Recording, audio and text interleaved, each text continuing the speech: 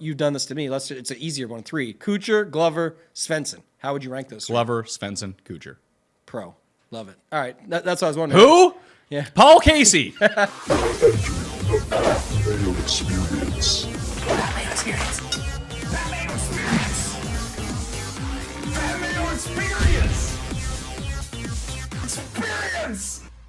Welcome to the Pat Mayo Experience. Sony Open, DraftKings picks, lineups, the one and done, the finalized betting card of the week. I may or may not be doing a live show on Wednesday around, I don't know, let's say 1 p.m. Eastern time on Mayo Media Network. Who knows? I have an appointment. We'll see how that appointment goes. If I get back quickly, I'll do a live show. If not, this is the final golf show of the Pat Mayo Experience week. But that's okay because Tambo and James, you guys did a show, last night? Yeah, we did the first look. We're going to start doing that every Monday now. Rotating channels, his YouTube channel, the Ship It Nation YouTube station. We're going to get that one in. So fun to do that. It's really just like a first look, true reaction, not really knowing what's going on. And then I got the Fantasy Golf Degenerates with Kenny last night. Be back with Hoop today for the Ship It Nation show. And then James always does his Wednesday stream, which is the best one out there on Wednesday evenings. For sure. So you can always tune into all of that stuff. You can sub to the newsletter as well. I put out a new style of column in the newsletter. It's free to join and it's free to click on if you just go to Mayo Media on Substack. A lot of visualizations using fantasynational.com. Of course, if you just want to research yourself, fantasynational.com/Mayo. Always get you 20% off any of the deals. But let me know if you liked it or not. That's a Spotify question of the day. If you go onto Spotify, the episode page, you can say, hey, this is something I want to see more of. This is something I want to see less of. And I'm going to put my column. I usually put my column out like really early on Mondays. I might change that to like Tuesday afternoons in the newsletter now. So again, it's free to subscribe to. I'd highly suggest that you do that. Thank you all for filling the one and done. It's full. This is great news. 800,000 guaranteed. Where it filled so quickly, I'm fingers crossed. $1 million for next year. That's all I want. I just want to see once, race for the Mayo Cup, $1 million guaranteed. I can guarantee it's going to happen because next year, as long as you can make it happen, it's going to fill. That thing was ready to go early last night. It's procrastination nation. People always wait around to the last minute. We know that. And it was great. It's good to see big money up top. I was telling you pre-show, but I gave it to my dad for Christmas, which we talked about. He's already texting me about it, finding things out, angling for strategy. It's just the best value you can get. And even at the $200, I saw a few whiners. It went up in price. So everything else went up too. And it's the best value still. $200 over the entire season. Yeah, and you don't get the big prize pools if the entry fees aren't paid. So it's either keep it at 125 and fill 7,000 people, or make it 200 and fill 4,400 people, which seemed a lot easier. Put your money in, make good picks, win money. It's that simple. 670 people get more money than, double their money or whatever it is out of whatever it was, 4,400 or something. So yeah, I think there's opportunity there for everybody. And none of those people are going to be me. So, I'm going to try. We're going to try again. We're going to try, but we'll see how we end up doing. So we'll cover that. You can always hit down in the description. I want to talk about the weather first thing because there was like a monsoon at the course. I don't know what it's going to look like on Thursday, but the last time that I remember there being rain and bad conditions at the Sony was the year that Cam Smith won, and the winning score was 11 under, not your typical 18 under, 23 under, whatever it might be. The course did show its teeth a little bit when it was wetter, but a lot of that came during play. There was high winds. It was wet out. The course might be fine by Thursday. Yeah, we'll have to wait and see. Obviously, we get the latest weather, but to your point, I think it does bring different people into the mix. Like Matt Fitzpatrick is $10,200 here.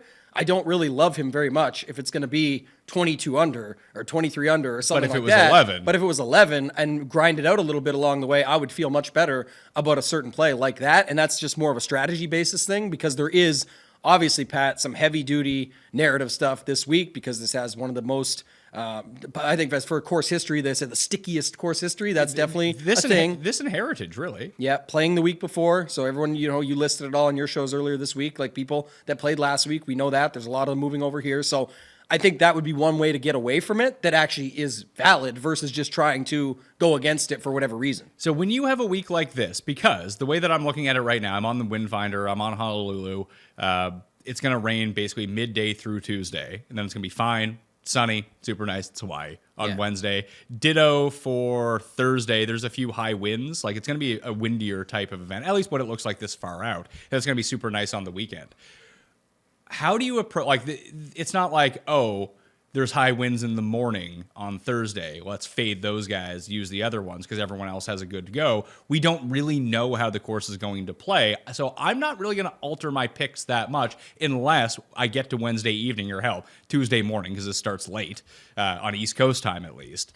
Then maybe I'll think about putting a few more grinders into the mix. But I think I'm just going to stick with what I wanted to do anyway.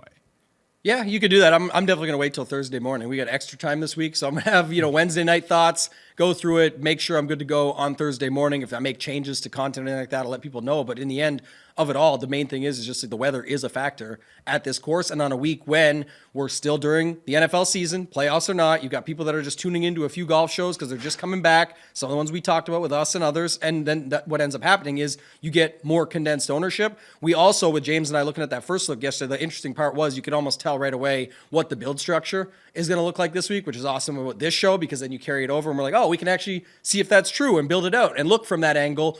That's going to tell us something. So if you can get anything against that, Pat, with this weather in your advantage or the fact that you think the scoring is going to be higher than what we thought it would be lower to start the week, anything like that you can find could be an advantage on a week like this. And if you just get one stroke, remember, we're back to a cut event. That could be the difference of making the cut or missing the cut, and that's important in PGA DFS. So this is going to be a fun week. We like this tournament. It always turns out pretty well. Your boy won it here last year. Siwoo, it wasn't on him. I went back and watched I didn't watch the full all 4 rounds, but I watched the condensed version of all 4 rounds. It's just, he chipped it on 17. Yeah. And then he hit it into the fairway bunker on 18, got it to the green in 2 from the fairway bunker and 2-putted. Buckley tried the same thing, but Buckley short-sided himself on the right, and the pin was towards the right, so he had to send his chip up to try to get it to stop near the pin. He just couldn't do it because he was from the rough. Left himself like 12 feet, missed the putt. Game over. Yeah, that was it. Siwoo, though, I mean, he's back, right? I think that's one thing we talked about last night. Kenny and I, him and Sungjae, both pretty good weeks. I know Siwoo was like 20 under, T22 or T25 or something, but getting that gold medal at the Asian Games, alleviating themselves of all that. Sungjae set the record last week for birdies or whatever. He still was like 6th in DK scoring, but just crazy. But this week we got Siwoo back, so we'll talk about it when we get to it there, but I'm excited. So just trying to figure out, well, you mentioned off the top that there's a very common lineup build. Generally speaking, because I consider this a part of the Pat Mayo Rota, the Sony Open, along with Heritage and Colonial and Wyndham, all the courses that I really like to play. I mean, here's like the key. Just play like Asian dudes at these courses. Yeah. They kind of dominate. And Canadians. And Canadians are another one. Well, I bet Nick Taylor already, so. Corey Connors is Kenny's favorite of the week. I'm not playing Corey Connors this week. I'm not betting Corey Connors this week. And just eliminating him from my player pool, I think will make me unique enough. It could, yeah. I didn't bet him for sure. I know a lot of people are on that 33 or whatever number they found. I think there is interesting ways to play him here, so I'm okay with 9,800 on DFS. He's not even close to the top. Like if you start your lineup with him, that could be a way to get different. But yeah, back to what you're saying. Like there is the common build. Whatever you think, I'm curious. But well, the common build that I tend to do, and like Heritage, I mean, I had a really good Sony Open last year on DraftKings. Obviously, the most I've ever won on a tournament on DraftKings was at the Heritage with these sorts of lineups, and they were all the same type of builds. Just basically, if anyone is $10,000 above, cross them off the list. Yeah, that's what we talked about. And what ends up happening is when we get there, you'll see 7,500 to 7,900 becomes the decision-making factor, and that's where basically all of the chalk is going to land. You can get someone in that range could be your 6th golfer in, no problem. And that's not saying you go play 5, 8K guys. You can do that this week because there's some guys in there. I'm just saying, but if you did that, that would land you kind of there as well. But there's lineups that you could still get multiple 9K guys in. And a lot of people just can make a case against, really, Brian Harmon falls into it too at 9,900. But 9,900 and above, there's a case to be made against all of them. And then some of them have no history here, so that makes it easy to cross them off. Or Thigala can't do it again this week because this is a different setup. He can't be as wild with his drives, whatever, even though if you look. You can be. You absolutely. No one hits. I mean, it's not. You can't be so wild with your drives because there's OB on some of these holes. Like number 1, if you miss left or right, you're out of bounds. Right. But guys don't really go out of bounds at this course. And no one hits the fairway. It's like the second, besides I think it's Torrey Pines. This is the second lowest fairway hit percentage. So like, who cares? Guys have won it like 40% driving act. Like it's been so bad. But this is where it kind of circles back in. If it's really wet conditions, and like the course isn't dried out by the time that play starts, at least for the first 2 rounds, that if you are a sprayer off the tee, is all of a sudden like the rough becomes thicker. It's hard to hit out of wet rough versus probably having lift clean and replace from the fairway. Now that becomes an angle that you can take, and all of a sudden you want your accuracy guys out there, at least just to get through the cut. These other guys might storm it, get through, sneak through, storm it on the weekend. So that's what we've seen the past 2 years. Hideki, great weekend, 64-64, to storm back and win. Siwoo did exactly the same thing. And Nick Taylor, by the way, the last 2 times he's played here has had a round of 62 in the mix. He was the 36-hole leader in 2021. He shot 62 on Saturday a year ago to get himself inside the top 10 going into the final. So that's why I like Nick Taylor this week, by the way. Canadian Open winner, your boy, Nick Taylor, and good on Coastal. Remember, Pebble Beach Pro-Am winner? He could definitely get it done. 2 good results here the last 2 years as well. And when I went through in that newsletter and showed the comp courses and the players that play really well, I isolated the 4 that I think have the biggest crossover in terms of, I mean, these are strategic courses. Like, you don't have to, it's almost the same as at Heritage. You don't have to hit the fairway. You just have to be on like the right side of the hole so you can attack the pins and make your birdies. So, being in the right rough might be more advantageous than being on the very left side of the fairway. And all of these courses, except for El Camaleon, I know they don't play there anymore, but there's a very clear correlation between Mayakoba and this place. Too many people have won both those tournaments. And field strength relative are about the same at those tournaments. It's different now that Heritage is an elevated event, but previous to that, it was all like the regular jabronis that you would see here, none of the good players. So I put those 4, Colonial, Wyndham, Mayakoba, and Heritage all in one. I added PGA National and Sawgrass, another place where players who've played well at Sony do really well. I minimized it a little bit because you get wonky stats from those courses because there's so much water. Like 1 or 2 bad shots can really skew how a player looks and bump them down. So I minimized that a little bit.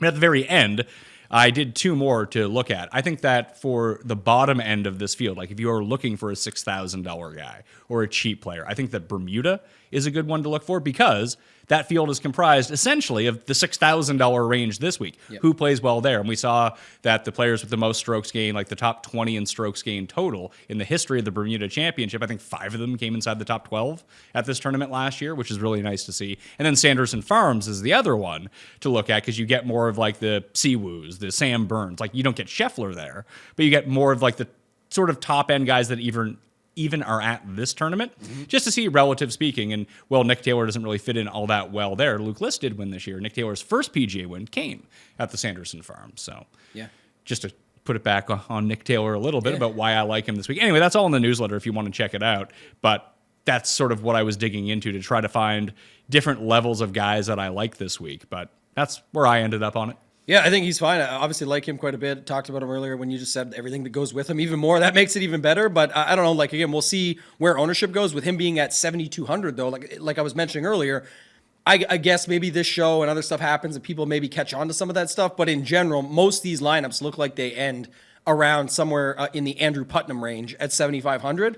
And you can easily just build up a nice 6-person lineup from there. So that's how I'm seeing the builds shake out this week. And then people going to the 9K range, you can play Connors, Henley, Kirk, whatever you want to play in there and still get away with that too. So I think the balance builds, especially too, because it's a cut week now. Last week, everybody was on the Stars and Scrubs with it being a no cut, and I understand why, and that makes sense. It actually ended up being some of the guys through the middle that came through. So, sometimes you want to zig when others zag, right? And that's the spot you can do it this week. Well, we also have, I think, not necessarily an advantage because these guys might suck, but we have a lot of these guys we would play on DP World Tour DraftKings. We like at some of these international events who have now graduated to the PGA Tour. And when people run optimizers or even use the stats, like there's not a lot of Asian Tour stats. And there's not a lot of DP World Tour stats or Sunshine Tour stats to say that like Alexander Bjork might be one of the best iron players in this field. This sounds like a perfect course for him. Accurate off the tee, goes at pins, makes a bunch of putts. Like that's what you want to see at Wiley. But like no one's playing Alex Bork this week. Right. Bjork. Which can get you into trouble. That's what I say too all the time, right? Somebody finds him, he ends up being at 0.5%, 1% call. Let's give him that. Yeah. But someone says, I'm going to really take a stand on him, get 20%. Now I like that approach. If you want to get in on this guy, get in on him.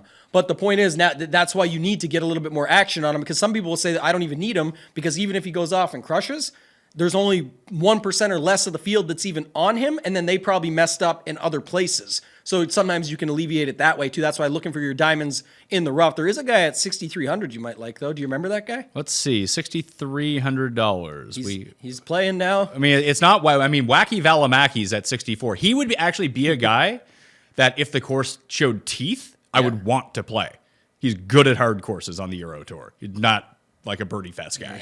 Yeah, but I'm like, saying you can make cases for. but like, Lonnie's but guy. like Valimaki's a real guy. He has like 3 DP World Tour wins. Like he's good. Yeah, this is what's hard. Like I don't think they're all these guys. Like you just said, like obviously he has a real guy. He's got wins, all this stuff. But the point of more like in this range, there's 84 guys in the 6,400. You and I know quite a bit more about these guys. About Crazy Carl.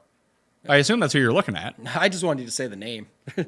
Okay. Well, I was thinking about when we get to the bets, I might actually have maybe a bet in on Pearson Cootie. The season is truly back. Yes, that's what we wanted. We talked about it My yesterday. dad built a weather dome just for me to get me out of the rain. So I have a chance. I like him more as a bet than I like him at 63. Probably better off if you could get the ceiling out of him or something like that. But I mean, in this, He's a good player.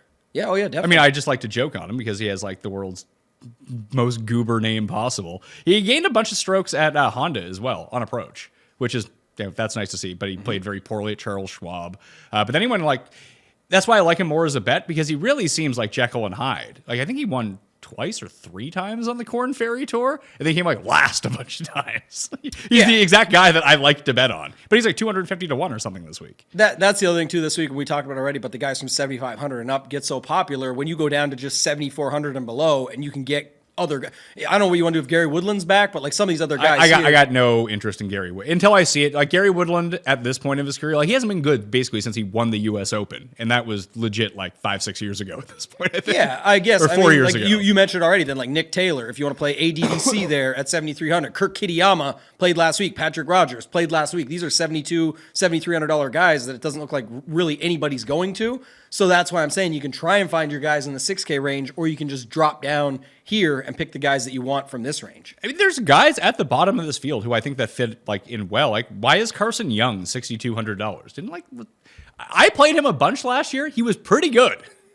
I don't know. I don't know where you ended up on your cut sweats list of making money or losing money, but I feel like he was on more losing lists than winning. I know there was weeks he popped, but man, I don't see much with a guy like him. But what about Kevin Kisner hopping out of the booth? I'd much rather play Carson Young. Like, I don't know where Kisner's game is at right now, but Carson Young could be an ascending player for all we know. And he kind of fits that mold again. Like, he's going to hit every fairway. That's could end up being key this week. When you see where he played well at like Pete Dye in terms of the Travelers. He had a top 10 at the Worldwide Technology during the swing season. He was top 20 at the Heritage. Like, he plays these shorter courses well. He was top 20. He was T21 at Colonial. Once you get him at a course that requires any sort of distance, he's absolutely screwed. However, at this tournament, you can be all right. He was top 30 at Honda. He's $6,200. Like, if you want to get janky and play Connors with Aubert, you can fit in Carson Young.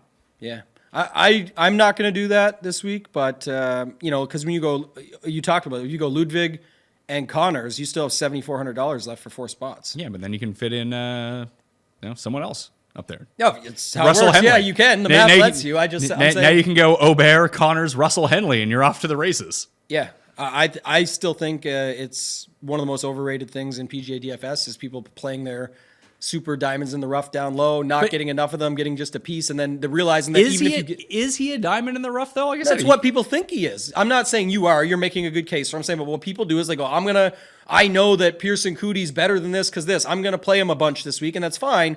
But he really has to do more than you. Everyone's, as long as he makes the cut. That's not really technically true. And also the other side of it is that the reason some people that are very good at PGA DFS don't care is because they know that even if you get him right at 1%, you probably don't have anything else right with him. So all those lineups are going to go to somewhere to die, and it doesn't matter anyway. So do we have any, what do you make of Ryu this week? Ryo. I said this last night with Kenny. People talk about people like grinding through the holidays and grinding in the off season and all this stuff. All the Japanese players are essentially playing, like Kanaya, someone like him. They've all been in the mix. I know the field strength totally different, but they've been playing golf. They play good golf. They're fine. Like, I'm okay with a couple of them there for sure that you mentioned, like Ryu, and then also Kanaya, who I just said. Just any Japanese tour players that have been grinding over there that are sort of in that 7K and up range, I'm okay with. Anybody that you like down low? I mean, Carson Young, Cootie would be the other one. But, what do you do with Hayden Buckley? I bet Hayden Buckley to win. That might be good enough. But he's just shown he plays this. If this is going to be a course with some of the stickiest course history that we've seen year over year, mean, Buckley's played it twice, has never finished worse than 12th, came second last year. Yeah, I don't like two times sample size means he's good here. So I'm not going to probably, for a $6,600 guy, I'm saying, when there's a million options, there's 83 other guys in that range But alone. do you really think that he gets up there? Like, what about Toasty at 66? Like, he could be like a legit guy on the PGA Yeah, Tour. and Toasty could be like 1%, and Buckley could be like 6 or 7. I don't think the 6K range gets to 10% anymore very often. It's the 7Ks or the new 6s. We've talked about this plenty, where the 7K is where the steam picks up. But at the end of the day, like if Buckley burns me again and is back in the mix again, he just burns me. Like that's fine. The one that the model really liked, mainly because he had a great swing season, is Ryan Moore. And this would be like I don't know where his game stands. It seems like it's like circling back around and being good again. Mm-hmm. But this is historically a primo Ryan Moore type course. Hit some fairways, hit some wedges, make some putts. But through the swing season, he was 13th, 5th, and 8th. Yeah, I wouldn't hate something like that again, because actually we have some recent form. I always care more about that, even though this is a course history week and I get it. I'm still going to look at that stuff. I was looking at Grayson Sigg as well. Again, at least has history here. I don't care as much about what the results were, because it's, again, 2-year sample, but 8th and 28th in his last two of his last 3. So I was looking at him down here. He could be fine in pretty much either category, I think. Like if there was birdies to be made, he can have those days and pop. If it ends up getting a little bit tighter, then it's still probably fine. I think he could still be in the mix at that price. The ones that I'm seeing popping, and like you said, probably not going to get to 10% ownership down in the 6K range, Michael Kim, Doug Gim, Gim Reaper, Ryan Moore, Grayson Sigg, Hayden Buckley, and then Damon, Callum Tarrant, like that type of guy. You know, $6,900? And again, like this could just be a play of, is this guy just better than what his price is? And it will get adjusted very soon, so you can get in early when no one seems to want to use him. But as I recall, Robert McIntyre is a good player, and he's $6,900. Yeah. I think he's been playing pretty good too, hasn't he? Just some of the events he was playing overseas and stuff. We've been hearing a lot more about him, talking about it. So I definitely think 6,900, you could just, if it was a major, everyone would play him. If it was the Masters, he would That's be what I mean. 45% owned. Everyone would be on him. So I definitely don't mind that call. There's a lot of guys down here, but he'd be one of the ones I would fit into the mix and be more interested in than trying to find some of these other guys and make them work. I don't hate that. He had a rough go through Australia. That's the last 2 times that he played. He was T33 and missed the cup. That's also a tournament where Cam Smith came in last place. So it's not really indicative of that, but he was T6 in Qatar. He finished top 20 at the DP World Tour Championship. That was recent too. Recent-ish. He was in November. Yeah, so he's been playing. Like, how do you judge the layoff? It's hard. That's the whole problem with it. That's what I said. Like anybody that's been grinding, that's what I said. Like those Japanese tour grinders, the fact that they've played like within the last month and got seconds, 8ths, 3rds. I know the field strength is totally different, but I still like grinding, playing, coming into this event fresh versus the layoff more often than not. But then there's also more. I think Bobby McIntyre is more what we talk about all the time. I know it's our first show back this year in studio, but last year we talked about it a ton, is just getting in on actual talented guys at prices you think that are wrong. Meaning you don't know if they're right or wrong. You're going to bet on it via your lineups or your bets or whatever it might be, but you're saying at 6,900, would he be more 6 months from now in this field? Could I see him having a better turnaround, a better year? You can kind of just bet on talent that way. I do understand that the world golf rankings are broken, yes, but just to use it as a barometer for a lot of these guys, and McIntyre's been playing on the worst tour of all of them as well. He is $6,900. He is the 58th ranked player in the world. Vince Whaley, I mean, I don't even know if he is ranked. He's the same price. Mm-hmm. Matt McNeely's back, too. He's using a temporary exemption for medical. He's got a bunch of them, but I think this is the first he's using. Yeah, he needs 25 FedEx Cup points to get his. So he basically needs to make the cut, and he gets his card back. He kind of has a name like Pearson Cootie, and you kind of could do the same thing. And his dad bought. Well, his dad is actually like a billionaire. His dad actually could buy him whatever he wants, so that is correct. But I guess that's another conversation. We get to it later. Willie Z, McNeely, Woodland. That's the 3 that people are talking about. You already hit on Woodland. You just hit on McNeely. I'm not sure if you have another take on Willie Z, but I just know Will Z for me. That's, I think, for everybody, right? Yeah, and you know what? He would actually kind of fit into if you rated it as playing super tough because of the wind and rain come Thursday. I think that all of a sudden Zalatoris is way more live. If this is minus 22, he's not live. He would also fit into if you just bet on guys that you would expect to be more expensive very soon. He's 9,300. I know people are going to say that's whatever, but man, this guy... we know that he's going to be more expensive soon. We just don't know how. Like, I bet on him to win that stupid hero with like 16 people. He was 40-1 in that field. He's like 30-1 this week to win against a full field of guys. He was not good. Well, that week was messed up though. It was his first one back, right? So yeah, but it was he shot 81 and then like a 64 or something super low, or 68 maybe it was, and then it was 79 and a 71 or something like that. So he went up, down, up, down. The week before on Instagram or wherever he'd posted, he'd set some course record at a course in Texas or something. And then I guess what my take is, this is all I'm going to bring up, two things. One, I think he gets a little more popular as we get closer to lock because more people start leaning to what we're thinking here, because I think it is true, is that people are acting like this is his first event. Like he's coming back from last week's back surgery or something. That's not really what we have yet. Like he could be healthy. Right. But this isn't a course I would like him at anyway. And he might not be all the way back. So why would I play him? For talent, yeah. That's what I would I mean, you could play an even cheaper, even less owned Hideki if you wanted to, who's won here before. I don't think Hideki will come in lower than him. What? No. No one's using Hideki. Hideki's down to like 45-1 in the betting market. Yeah. Right now on Fantasy National, right now, Hideki projected ownership or generated in lineups, 4.6% Willie Z, 3.5%. So those are the two guys that no one is using. Yeah. You know who I actually do like there? That this was a name I did not expect to see pop out of, like when I ran the mixed condition model with all of the elements that I put in, like Russell Henley is number one. Shocker. Connors is inside the top 5. Kirk is inside the top 5. You know who number 3 was? Cameron Davis. And just it triggered in the back of my mind, like, where does Cameron Davis play well? Well, he plays well at TPC Sawgrass. He plays well at the Heritage. He actually has a pretty good run at this course. I was surprised he wasn't more popular because I kind of dismissed him outright. He is someone that burned a ton of people last week. Yeah, I agree. I don't know if we'll get true flop leg because I think some will, but the good news like is 8% or something. I hope, and he's in that range where no one really wants to go to. I think he'll be in double digits, but it doesn't matter. Low double digits, so who cares? Like I was saying. But one nice thing about him, Pat, is that we're keeping him down because of Benny Ann, Siwoo Kim, Harris English had a good week last week. Justin Rose, I think, what was it on Sunday? I bet Justin Rose. He was 10 under at one point on Sunday. On Sunday, I think it was like a 10 under bogey free or 11 under bogey free. So it was a crazy round. People like Steven Yeager. We had this conversation last night. I posted it on Twitter. That was the guy we were talking about when I was counting it off. 32 was the actual, 30 of 32 made cuts is his last 32 events for Steven Yeager, and he's less than the average price. Would you want to play him over a superior player in Keegan Bradley, who's $100 less? You definitely are sacrificing, I think, the upside. There's no doubt about that. We talked about it, but I think if you're looking for a safe to make the cut play and you land it on someone like him, he's definitely still got the possibility of getting there. He's priced right for those results. But yeah, you've got Rose and Bradley, other guys around him that I think you can get to, and then you have all those guys from Kuchar down to Hoagie, really down to Putnam, I should say, that you got to make that decision. Like if you could pick right now, Kuchar, Glover, Svensson, or you've done this to me. It's an easier one. 3. Kuchar, Glover, Svensson. How would you rank those? Glover, Svensson, Kuchar. Pro. Love it. All right. That's what I was wondering. Who? Yeah. Paul Casey.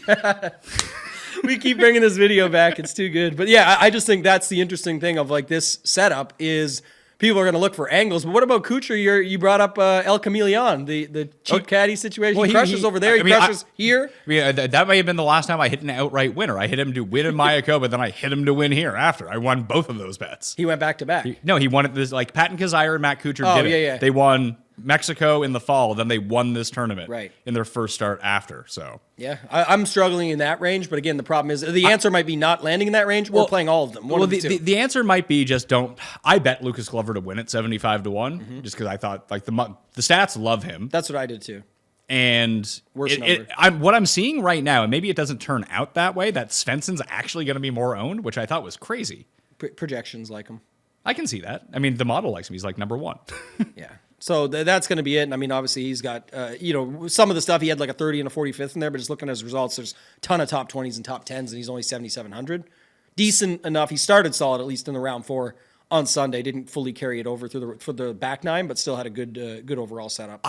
For me, in the upper 7s, and maybe it doesn't hold true to this form, but I'm going to play my lineups. I lose money all the time, but this is the way that I want to go out and playing these lineups. I would much rather play the severely under-owned Tom Hoagie at $7,600, who just, you know what you're getting with Hoagie. He's literally going to fire at every pin. Yeah. And can he run a hot putter? Like, if you want to find someone who might shoot 62 and come back and win, Tom Hoagie is probably your answer. No one's playing Bhatia either after one bad round against the world's best players. Yeah, that's what's going to happen. He's going to fall off a cliff just because of that.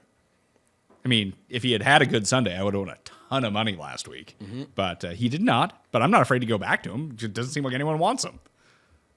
Yeah, everything he's done is fine. Obviously took that win away from Patrick Rogers last year, too. So the Good. guys... Fuck Patrick Rogers. People going to play him, that loser, this week? The good news is Bhatia played last week. You bring that up. Remember, too, that's the other thing, all the trends, and I know you went over them already. Kenny brought them up last night, everything like that. But the main thing is, it's not who played last week and crushed. It's just who played last week. And again, he did kind of crush until he didn't on the last day. So even that is leaning in his favor as well. So realistically, he's fine here at 7,800. Definitely looks like Noren, him, would be the two lowest. And Hoagie. In this upper range. Yeah, sorry, and then Hoagie, yeah. I thought that was surprising. You think Putnam's going to be pretty... I might take his Putnam's I don't. Maybe he ends up getting there, but I think there's a groundswell for Luke List. Really? I think that List will end up being the one who's higher owned than you think. But, I mean, when we start building out these lineups, we can kind of see it in a different way. No one's playing Griot, which I thought was strange. I like because him. everyone wants to play Aaron Rye. I like Aaron Rye enough anyway, but I've lost enough money with Aaron Rye over the years. I bet you he appeared in the cut sweats players. You see the players who lost me the most money last year? I didn't see it. yours. It was Scheffler, number one. I don't know how that's possible. Because every time he should close, he can't putt. And last week, by the way, still couldn't putt. Had one good round with the putter, and that was it. Let's see, yeah, Taylor and Pendrith towards the bottom are garnering like some ownership. Oh, Billy Ho, 74. You like him? I feel like he was good during. He didn't play the. I don't think he played a lot during the swing, but I believe he played a lot on the DP World Tour. And I thought, someone said he's back a little bit. Or, I feel like he was crushing over there. Alfred Dunhill links back in October 14th, the BMW PGA Championship on the Euro Tour 18th. He said he had some good finishes for sure. Yeah, and those were against like good fields too, because everyone was playing in the lead up to the Ryder Cup. Well, speaking of this range though, Ben Griffin, one of the Bens was on my winning list, and one of the Bens was on my losing list. Ben Griffin, Ben Martin. You have better memories on this stuff. They're similar names. Well, Ben Griffin is someone who should crush at this course. He's the one who plays all these comp courses really well, so it's probably him. And he did well here last year, and he's got 8th, 23rd, 37th was sort of his swing. So don't again, this is where I think just nobody's going to any of these guys. Grillo, who you talked about, Griffin. I don't know if people will go back to Rogers. Nick Taylor, we'll see if he picks up steam as the week goes on. But all these guys in this range, would you go, I don't know if you were heavy on him last week, but would you play Vincent Norman? Crushed everyone's hopes, and he will not pick up ownership. I was on Vince Norman last week. Right. So would you go to him this week? No, because this isn't the style of course that I want to play him at. Okay. I want to play him at a course where driving really matters, because he is an awesome, his driving is so good. That if you can get him at a spot like maybe somewhere like Torrey Pines would be a place where I'd want to play Vince Norman again, like in the not too distant future. I just don't know if I can. And listen, he's a PGA professional. If he gets it to 110 a bunch of times and sticks it to 5 feet, then egg on my face. But I would want him where he's not a great player overall. I'd want to play him more at a course, at least in my mind, that fits his skill set a little bit more. I got two more quick takes in this one. One is Rye if it gets tougher, because we know what he's going to do, make pars all day. So he'd be like the guy that would come through. Everyone's looking for Andrew Putnam to make a million birdies again, or Luke List or something, and you can get Aaron Rye in there. I know you mentioned he might be popular now, but I think he gets a bump, for me at least, if the course does have some teeth. And then lastly, no one's talking about this guy. Everyone's talking about his old roommate, Corey Connors, Taylor Pendrith, down here. I'm not sure if you looked at it. I mean, even his November was solid. He can do it, and he's no one's playing him at 7,200, and he's beside Nick Taylor, which is another Canadian factor. You just flip it around, but either way, you can play them both. We talk about this all the time. Man, the swing was 3rd, 15th, 8th. I know he missed the cut at the RSM, but still 7,200. No one's playing in this range, 7K to 7,400. It's funny. I mistakenly said that Hayden Buckley was the first round or second round leader at the Players Championship this year. It was wrong. It was Chad Ramey. I get them confused. Ramey. Corrales, winner, Coastal, Punta Cana. 16th to Sanderson Farms. Yeah, I don't mind. These are just little things you can... 12th at the Charles Schwab at Colonial as well. Yeah. What's his price this week? 6,100 or something. Really? I don't know if he's that low. Let's see. Captain Ramius, 65. I'll play him over your Carson Young. I'd bet him against you too if you want that one. No, I mean, just going to look at it, I like him enough. Yeah, I like that play. All right. I don't think that there's going to be that big of a difference between they're both going to be not owned. One's going to make the cut and do well, and one's not. Well, we'll see about that. I don't know which one. I'm just saying I would still pick a side. But yeah, this is going to be a fun week, I think. And then going back up to the top, where we're probably going to start is like that's the big decision factor. Like, again, what if it does have some teeth? Hatton, I think Hatton can play on any course. So I really do like Hatton here this week. And then Fitzpatrick just gets a little bit more interesting. Anderhurst. Yeah. And he already, not only is he Anderhurst, they can't even get his clubs. They've lost his clubs on the trip between Maui and Honolulu. I'm more worried if I see the ownership and if it's actually like right now I'm seeing some higher ownership than I expected on him. I guess it's just because you have the money to spend this week and ways to get to these guys at the top. But I actually still think the either the balance builds with a couple 9K guys or whatever come through, or the pick a guy up top, pick a Corey Connors or a Henley, and then jam in that range that you can fit all those 7K guys in and still land on a pretty good spot at the finish line, whether it's a List or a Hoagie or a Putnam, whatever it ends up looking like down there. I mean, maybe it's just stupid on me to fade Aubert. I did it last week. It turned out pretty good.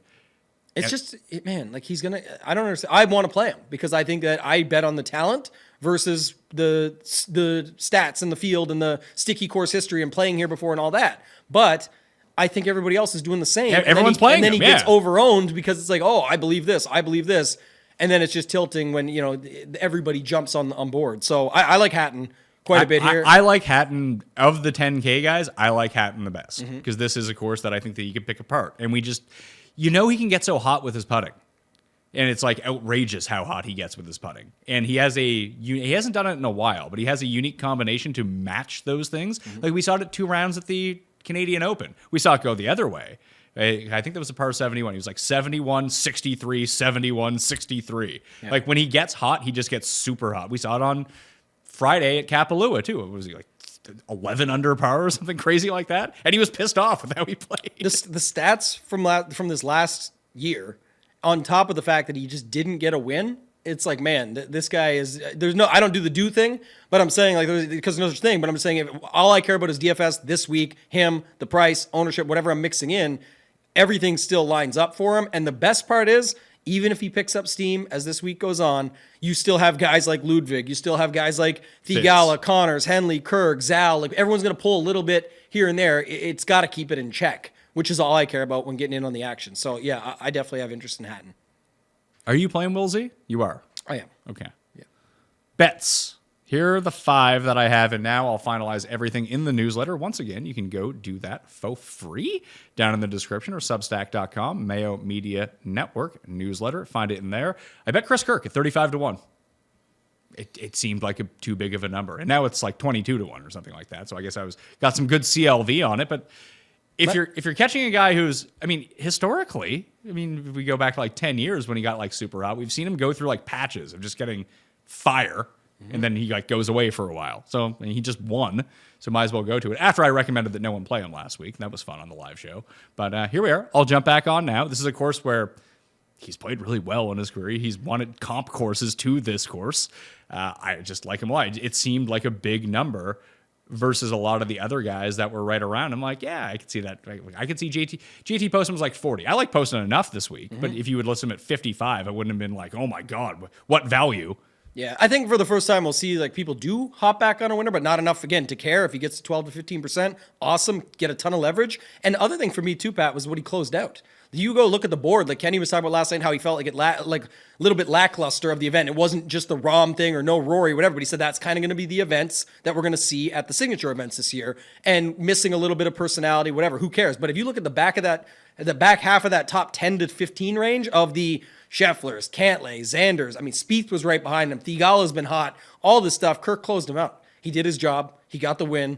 He's been great here. These guys, we talk surfers mentality, like you catch a wave, it's coming and crashing back down at some point. He's obviously had the lowest of those crashes, but he got back on the surfboard, goes back up. He's doing the same thing here. These guys try and peak for these certain events, and he's in good form. He's done well here. I think you can definitely go back to him. So Kirk 35-1 for me. I bet Justin Rose at 60-1 on Monday. He's now down to 35-1 on DraftKings Sportsbook.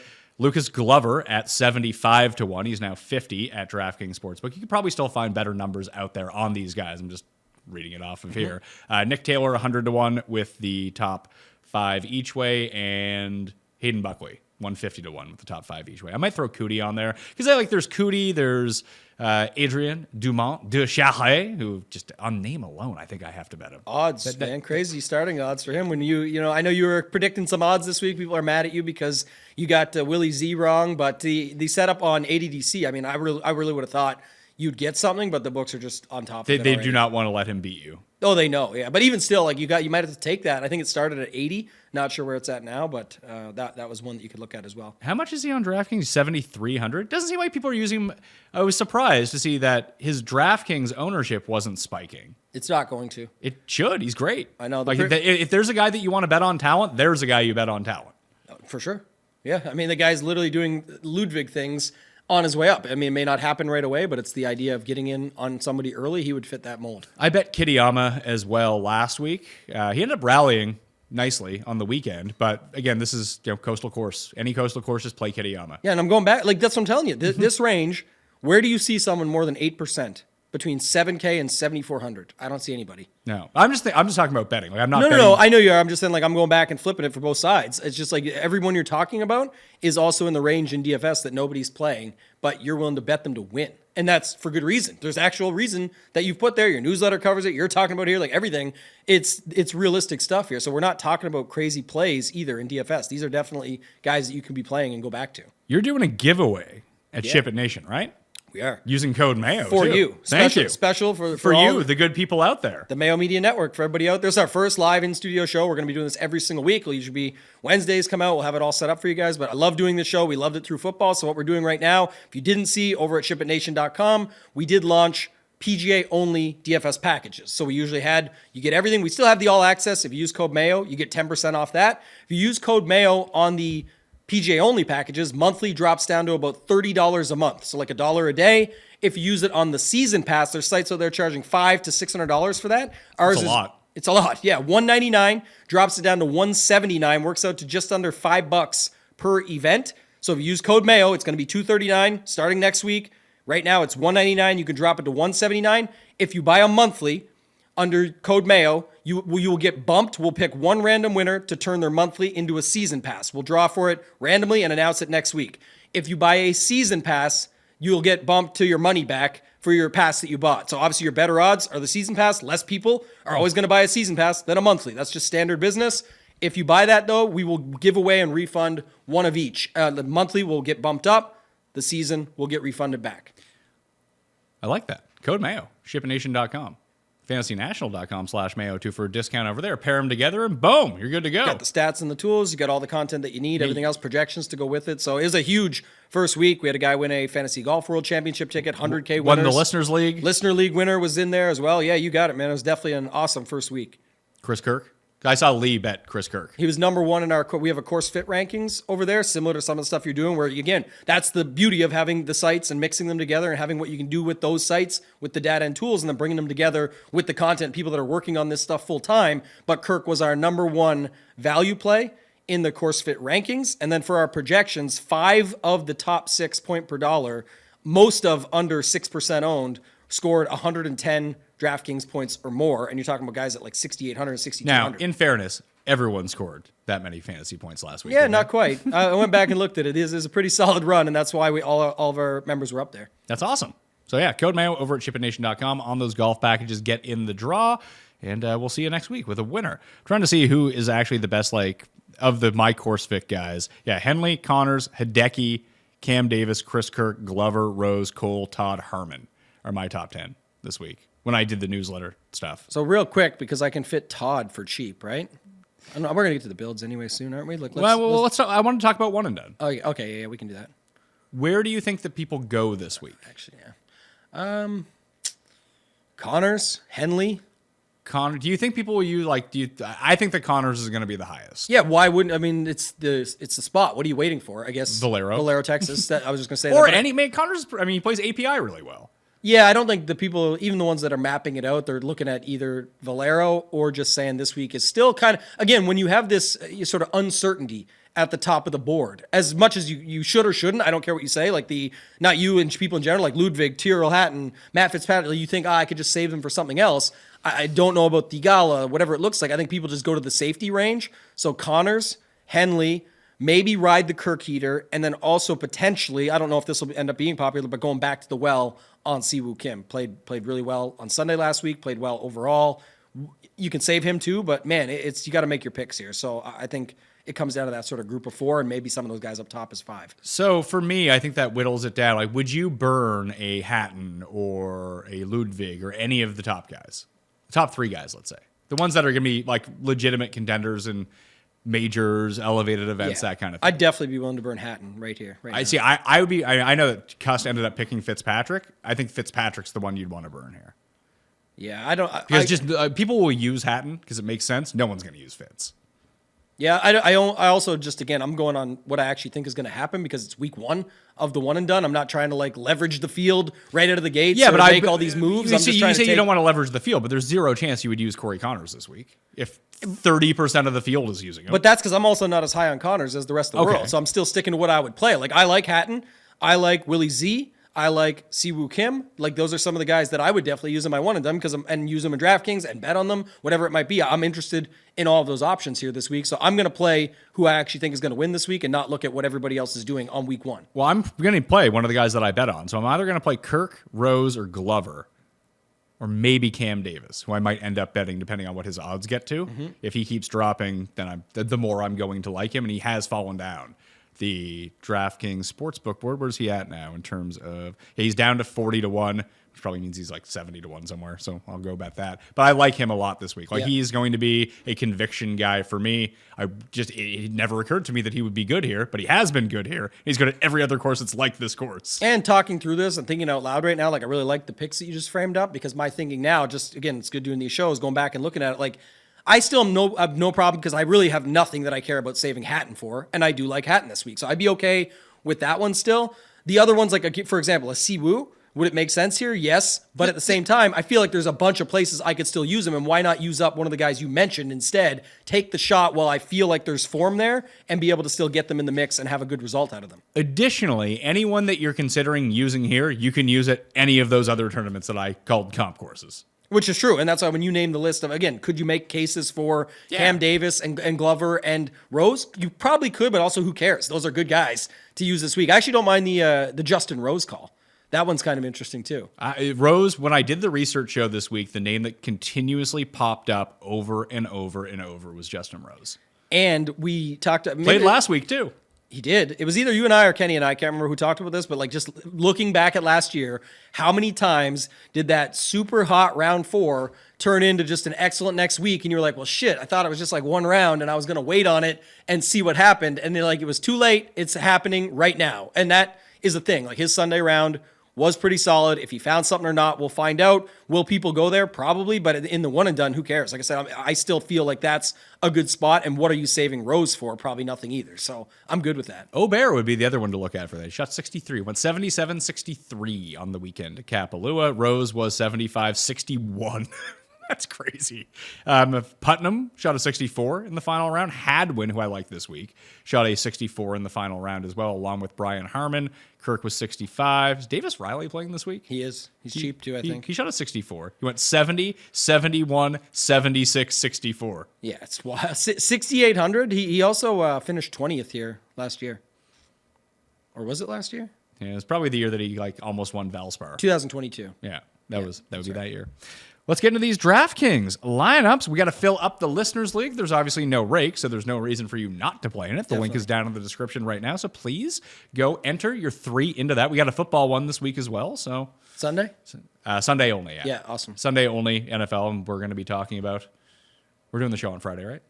We're not. We're not? We are? I thought we were. I thought we canceled. I thought we moved to golf shows. No, I thought we were doing both for the next 2 weeks because there's enough games.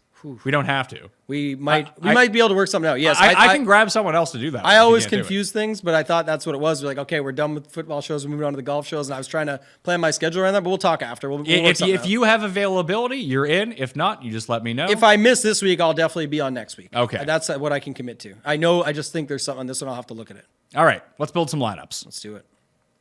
Where do you want to start? Do you want to start with the most generic lineup we can build? Let's do what we always do and say, okay, what looks really popular? Aubert, Connors. Okay, Aubert, Connors. We're going to get he should legally change his name to Aberg. It sounds way better. I was going to say, is it Obear? Is it Oberg? I've heard even on switching it to what the O thing is now, I've heard multiple pronunciations of that as well. It's just really frustrating. Just make it Aberg. So I always just say Ludwig now. I'm like, because I don't really care. I'm going to call him LA, actually. I'm just going to use his initials and say I'm playing LA.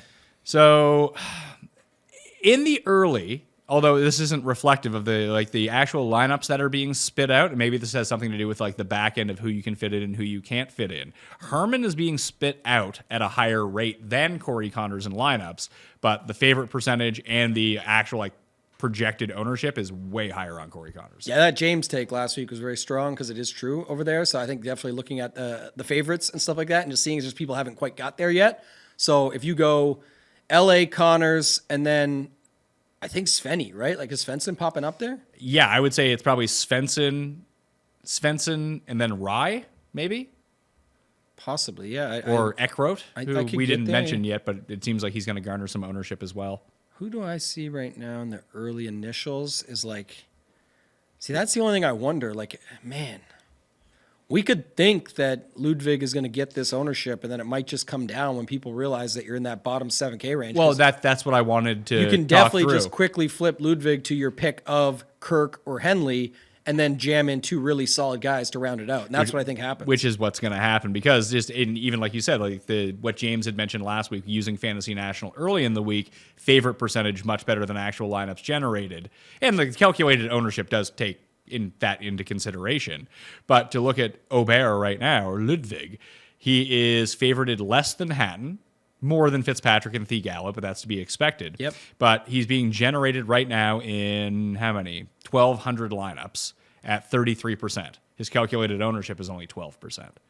I think just looking at it already, even if Rye was Putnam, let's say, because I think Putnam gets more popular by the end of the week, you're looking at this, you're down to 7,250. If you've got Ludwig, Connors, Svensson, Rye, Putnam could be there too, but still, you're down to 7,250. You pull out Ludwig, you have 8,300 now. You put in, I don't know, if you like Kirk or Henley more, let's say it was Henley people like more, you are now at 7,700. You land in that money spot of your choices of adding in Putnam with Rye or going with Hoagie or going with List or getting to Kuchar or Glover. You can go Glover and somebody, I think, to round this out. I mean, you're right in that range. So don't you think more people end up here with this 2.9K, 4.7K? I do, but I wanted to finish this Sure. this Ludwig lineup first. I was just looking at, as people saw on the screen, at Seamus Power, $6,900. Here's the guy who played last week. Maybe it's him. That would leave you at 7,600 for your guy Hollywood Hoagie. Yeah, which is not going to be the common. People, if that was the case, I would leave you... Well, I put on Adrien Dumont de Charret as well. I think it would just land on probably Putnam. I mean, if we do it this way, it kind of goes Ludwig, Connors, Svensson, Dumont de Charret, Power, and Glover. Yeah, that could work. I think it would be more common to see Rye and Putnam, Putnam, that's not going to be common. But let's go that one just to see what it looks like here. So, Adrien. How do you say his name? People want to hear that pronunciation. Adrien Dumont de Charret. Descharret? De Charret. Okay. Not Shaz Art, as I'm sure some stupid American will say. Oh, man. Maybe they can talk about that in the foyer of their house. Yeah, it's possible. The setup you had was actually still projected pretty well early on. So let's go back and do that adjustment that you talked about.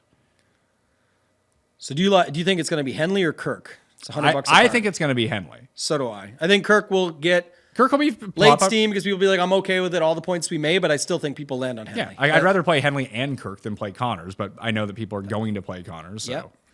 So right now, we can just kind of take everyone else out. We'll keep Svensson in. Now we have 7,600, and I think this makes it pretty easy to fill out the rest of the lineup. You said Rye and Putnam, right? You go Rye, Putnam, and then you have 7,900, which drops you on either Todd or probably Kuchar or Glover, right? Yeah, man. So what do you have right now? I have Henley, Connors. Henley, Connors, Svensson. Yeah, okay, you did already have Svensson. I was going to say, okay, I got him in there. And then Glover leaves you 7,600 for two remaining. I was just trying to see what else I could get. Spawn seems to be relatively popular as well. He gets a little love every now and again too, yeah. It looks like actually that could be Spawn or List. I don't know where you think people land. I would land on List, but that's me. and it projects pretty well.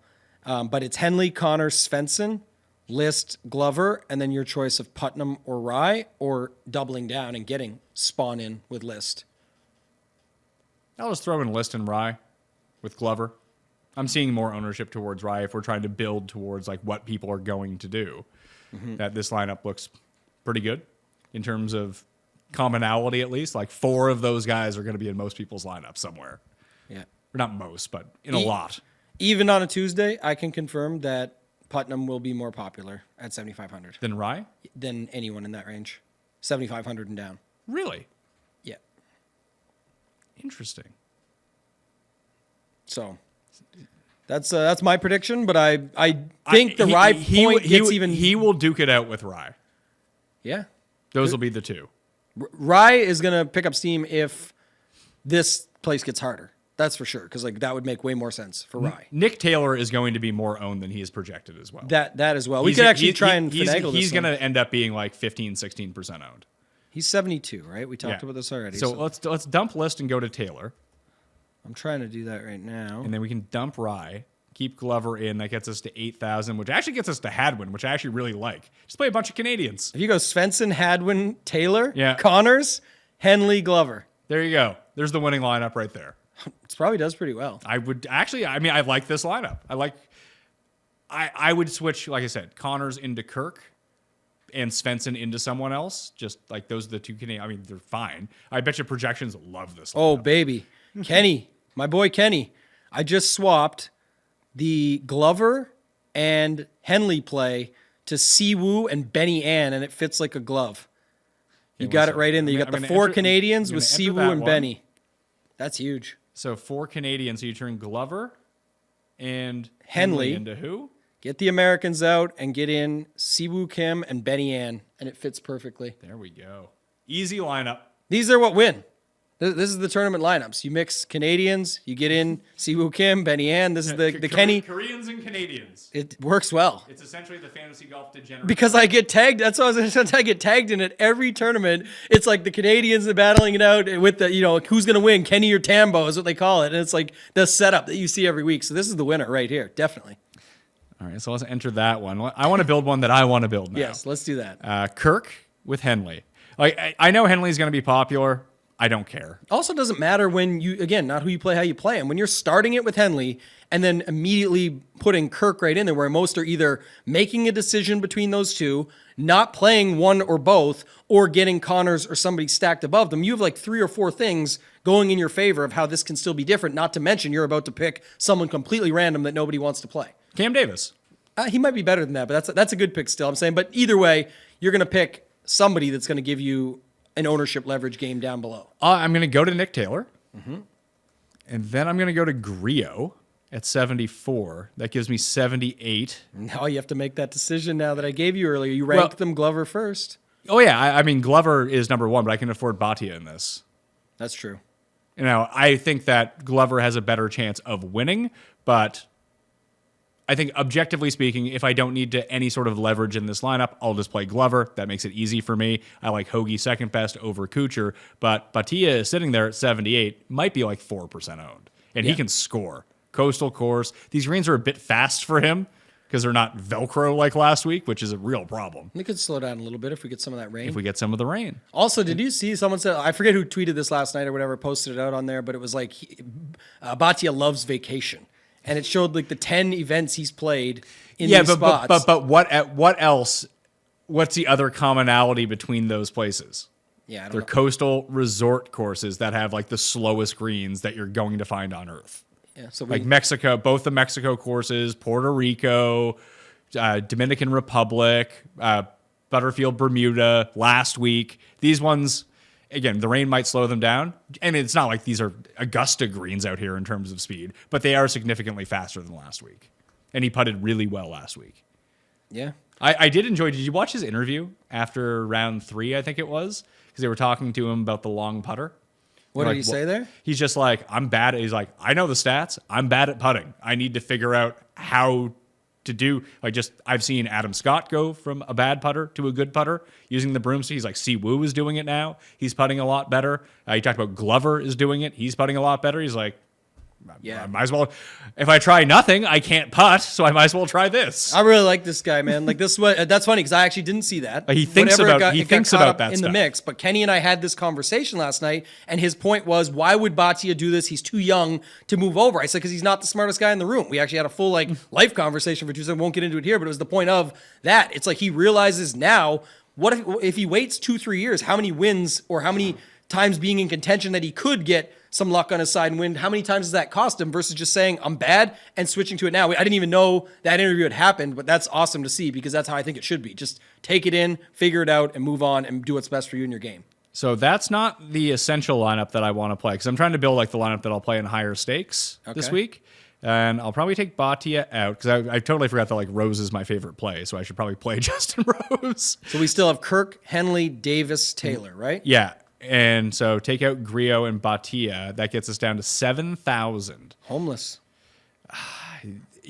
So here's what I think. Like, I know that you don't love using course history. I actually lean a lot on course history on courses like this that tend to be stickier, shorter courses with similar fields every single year.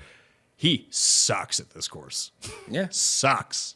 So I'm not in love with him. That's who I first saw, but then I realized your boy Davis Thompson is down there too. Davis Thompson's there. Eckroat is right there. Ben Coles is a good player. Yeah, people love him this week. Like, No, he's not going to get a ton of ownership. I'm saying like I've heard his name mentioned. Well, I'm he sure. was. If we're talking about like we've seen so many guys come up from Corn Ferry, like the elite Corn Ferry guys, and just play well right away. Taylor Montgomery did it all last year until like this tournament. He played well, and then he had the top 5 at Amex the next week. Then he was never heard from again. Yeah.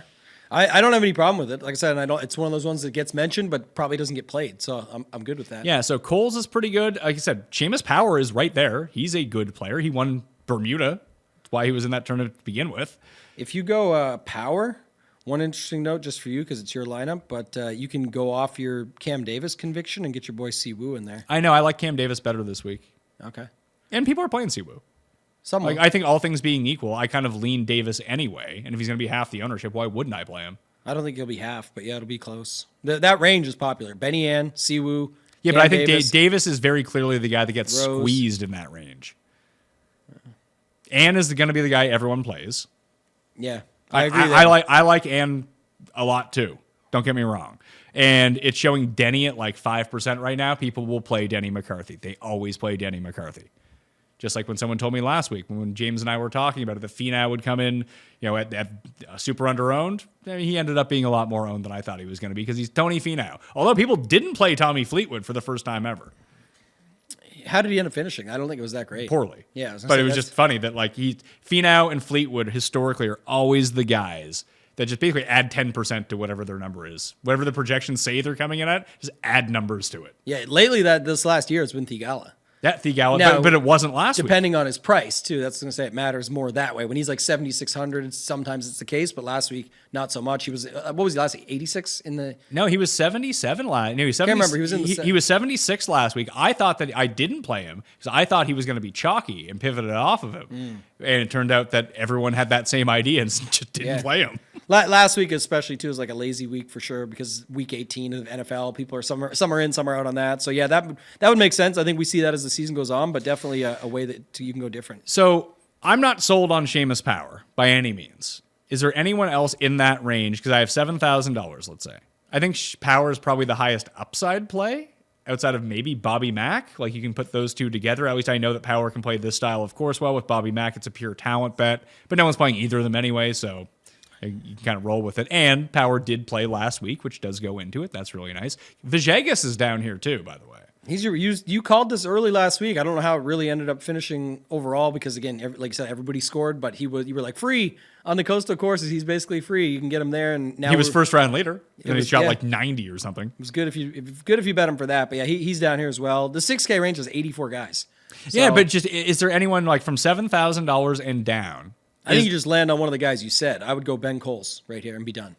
Okay. I don't really know anything about it. I mean, I should talk to Sky about what Ben Coles is all about. I know that he wins. He played here in 22 and finished well. He finished 5th at the RSM. Like, you're just playing a guy who's on good. Talent. Yeah. Because you don't like a Hubbard who you know more about him, but you said like you're against that. Eckroat, Davis Thompson, you know about them. Like, you know what you're getting, but your other 5 spots are what you want. This is kind of like who can make a cut. Yeah, and maybe I'll build a core of these 5 guys and just rotate in Ben Coles. S.H. Kim is someone who popped up at some of the like minor corollary courses, was T12 here a year ago.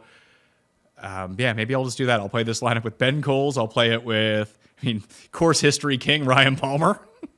There's a bunch of options out here. You could make a case for a ton of them, but yeah, I think it feels a lot like it's going to be like a roster construction week. Yeah, I like this style of lineup the best. Okay. This week for me. And I don't think I'm going to be alone in that. But I do think, as you mentioned, starting with Henley at 96 is not necessarily what people want to do. This lineup is different than what other people are going to land on because it's 2 9s, 2 8s, and 2 low 7s. That's just not going to be popular. Yeah, I skipped the meaty range. You skipped the heavy range there. But like I said this to Kenny last night too, same thing. It's like last year, we saw a lot of times it was like a 9K range that was loaded. And everyone had the FOMO where they're like, oh, I can't skip the 9K range. When you shouldn't have FOMO when it's the upper 7K range that's getting loaded up with picks. Like you could just skip over that and you should not worry about that. There's just so many other dudes that can beat them there. It's the other times that I understand it a little bit more. This week I got no problem building a lineup like that and just getting different. 9K who falls through the cracks besides Zalatoris and Matsuyama? Because one of them will. And I don't think it's Henley. I don't think it's Kirk. I don't think it's Connors. That leaves our candidates being the guy that gets left at a lineups, either Harman or Eric Cole. I think it's probably Harman, Cole, Zalatoris, and Matsuyama. That's the 4 that are going to be dropped in that range. Like they're not going to get it. People love playing Eric Cole. I love He playing could Eric get- Cole. he would I be don't one know of- if I can handle an $9,700 Eric Cole when Russell Henley was way better than him is $100 less. And that's why I was going to say he would be the only one that could somehow get a little bit of a late bump. But it's going to be is people that decide later in the week that like, oh, too many people on Connors, I'm off shift. Too many people on Henley, oh, Cole's getting squeezed. And then what ends up happening is it just ends up divvying it up a little bit there. I would be surprised. Now, have you looked at projections so far this week? I have not. Now, our initials will come out this afternoon as soon as I get done with this. Do you think that Cole will rate really highly? Because I think that he will. He probably will. Because all the priors that we have on Cole both point to him being good in general. Yeah. Although no one seems to believe it, especially Jeff Feinberg. 14th again last week. Yeah. That guy, he had a nice Sunday. Every type of course that we've seen him on. And this not like this But course. this style of course is especially where he's played really well. Yeah. So we'll see what happens. But again, that's where I say, like, in that range, you kind of got to play the guys you like. If I like him more than Connors, I'm going to play him because I think it's going to come through that, Connors still takes away from him. Henley still takes away from him. Even Kirk will get a love taken away. People will play Zalatoris like me to say, I want some of that. And Zalatoris will get moved up to 8 to 10, probably 7 to 10 range, as opposed to people think he's going to be 3%.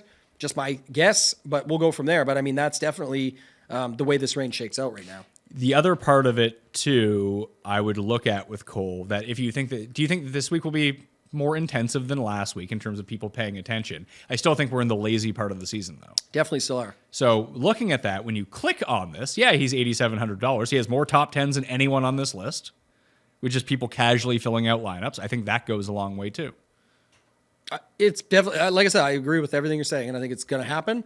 But that's a spot where I think too many people, again, not you, but others may worry about it. Like, well, if Connors is going to be 19 or 20, like the projections show, or 22, whatever it ends up getting to, I'm just going to move to Cole. And then what ends up happening is you get like 21, 16, 18 between Connors, then it doesn't Cole, matter. Henley. It doesn't even matter. Like I played him because I thought he was going to be 12. Well, like just play him because you want to play him and figure it out elsewhere in that lineup, especially because most of the people that are saying this are either not experienced players or they're playing a single entry or something like that. It's like you do have to play the guys. It's your money. You want to put it on the guys you want to play and then build your lineup accordingly from there. So pick your spot in this range if that's the case. So two more things one new thing that I didn't even tell you about that I want to introduce this week.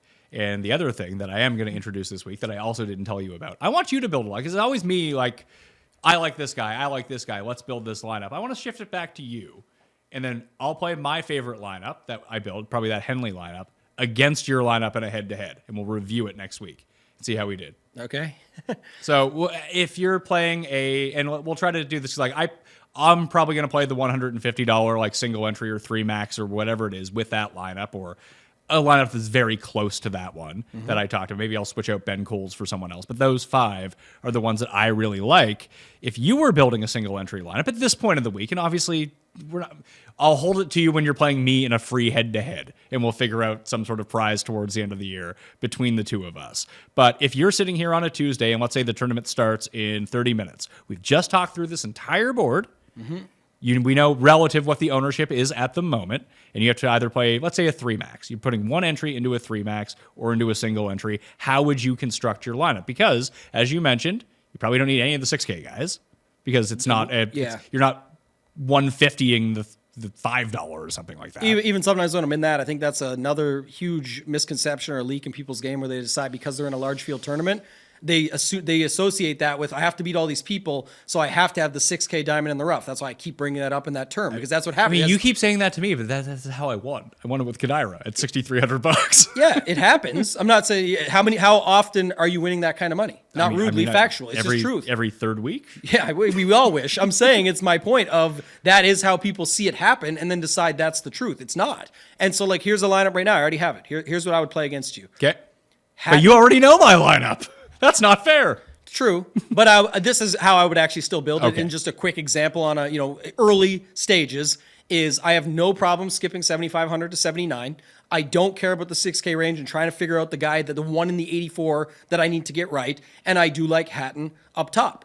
And so the way I'm going to build it, we saw a lot of people are going to build like multiple 9s and land in the high 7s. We saw people are going to definitely use 8K guys this week. It's unlike last week when people were skipping the 8K range. We know the bottom 7K is going overlooked. Here's the lineup. Tyrrell Hatton, Will Zalatoris, Siwoo Kim, Emiliano Grillo. Finish out with 2 Canadians at 7,200, TP and NT, Nick Taylor, Taylor Pendrith. Well, this is a very unique lineup, sir. Very. But do you, now in something, I know that you're betting on the talent of Zalatoris in this one, but because this lineup is off the board as it is, at least in my mind, especially with the way that you've skipped that primary range of the people everyone likes between 75 and basically $8,500, do you need to take the risk on Zalatoris here, or do you just don't care? You think he's going to be good? I think I'm taking the risk this week because I think people think he got a surgery last week or something, or he's injured. He's been playing. He's fine. He's literally fine, and he's priced at 930. I've hated on this guy forever about winning tournaments and stuff like that. Now I can get him in at 9,300. Need to win. Yeah, and it's not. I don't. Again, people call this a birdie fest. We don't even know if it's fully going to be, but it's also not the birdie fest of last week, and it's price associated in. Additionally, just to throw some cold water on it's not a birdie fest. Even in the hardest year this played, the winning score was -11. Right. I guess what I'm saying is that the price factors into it as well. At 9,300, I do think there's going to be tons of birdies out there. I'm not saying that. I understand the course. I've been playing this game a long time for this event specifically. I'm more so saying people are acting like you can't play him because he was too crazy at the last tournament he played, and they're acting like this is his first time playing golf since it's happened. It's just not true. He's better than all these guys around him. It's funny because usually when we talk about this sort of thing, and I try to bring up this sort of guy, you always tell me that he's a better bet than a DraftKings play.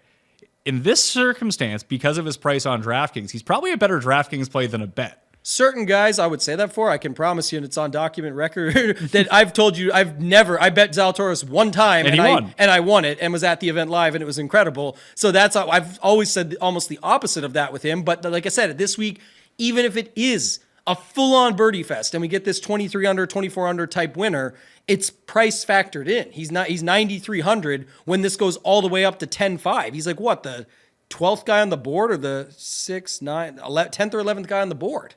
Like, I'm fine with that. He's not injured yesterday. He's been playing golf. He had 2 extremely low scores the last time he played. It just the other 2 scores were very high. It's the way golf can go.